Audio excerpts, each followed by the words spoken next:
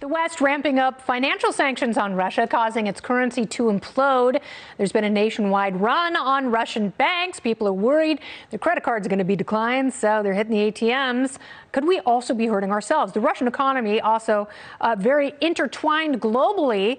Its isolation could lead to higher gas prices, more inflation here, and troubles for the dollar. So what can the world do to send a message to Putin without causing a global economic crisis? And what should we be willing to stomach in order to really punish Russia? Joining me now, Stanford School of Business lecturer Dave Dodson is with me. Welcome, Dave.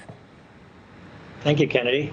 So let's talk a little bit about this SWIFT action and the international standard for economic transactions that we have used partially in the past. The West, particularly the U.S. and the U.K., have been pretty forceful talking about taking Russian banks off of the system. How is that different than what we've done in the past, and how would that work? Oh, make no mistake, this is completely different than anything we've seen before. You know, there's two battlefields going on right now. There's the one in the Ukraine, but there's also this financial battlefield. This is nothing like what we did with Venezuela or Iran, what we did with Russia after they invaded Ukraine. This is completely different. What we've done is last week, we restricted certain banks from doing transactions. And Putin and Russia basically kind of laughed that off. And they said, so what? But what we did over the weekend, which was remarkable, is we said, we're going to restrict your foreign reserves. So here's why that's so important.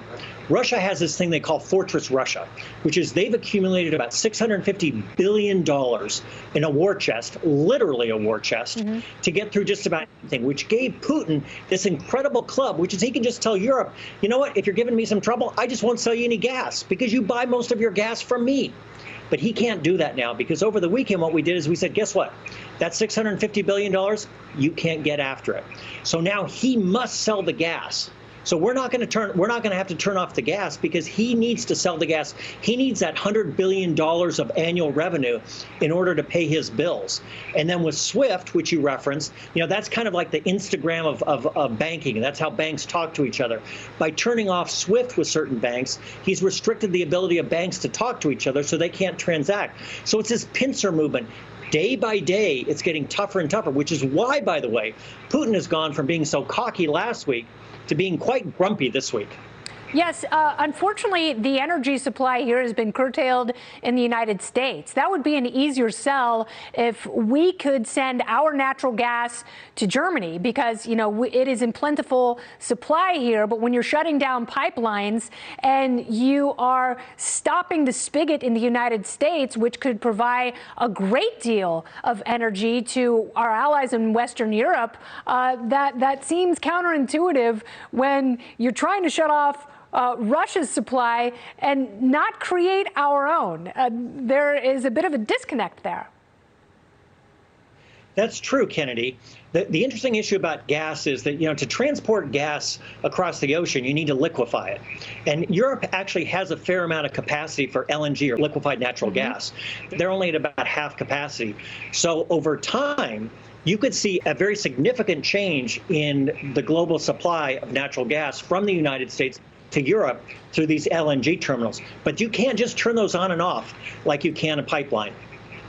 Yeah, but whatever can be done in order to create and process more of it, that's where we should be focusing. And we can do that in the short term, but have, you know, long-term goals of sustainable natural energy. I know we will get there with innovation in this country, but you can't just shut things off with wishful thinking here because you're exacerbating a global crisis instead of providing solutions. And, you know, right now we have to do everything but send American troops there. That includes sending energy and not being dum-dums. Last word. Absolutely. Absolutely. Dave, thank you for agreeing with me.